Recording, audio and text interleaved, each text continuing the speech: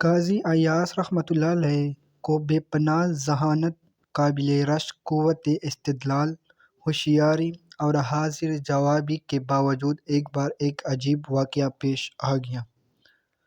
فرماتے ہیں الحمدللہ، ایک شخص کے علاوہ آج تک کوئی بھی گفتگو میں مجھ پر غالب نہ آ سکا۔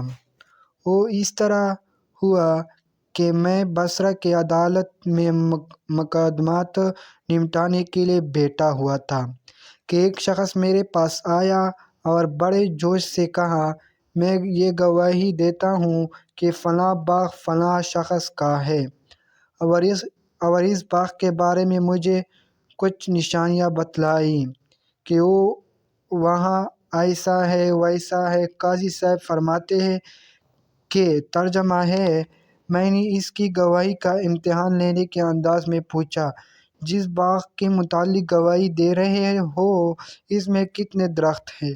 اس نے سر جھکایا، پھر سر اٹھا کر بولا، ترجمہ، جناب والا، گستاخی معاف، آپ کتنے عرصے سے اس کمرے عدالت میں فیصلے سنانے کا فریضہ سر انجام دے رہے ہیں؟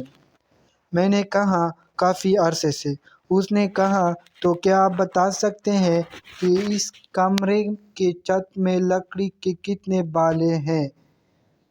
میں پریشان ہوا اور کہا، اس کا مجھے علم نہیں، اور ساتھ ہی میں نے شرمندہ ہو کر اسے کہا، بھائی، آپ کی گواہی سچی ہے، میں اسے تسلیم کرتا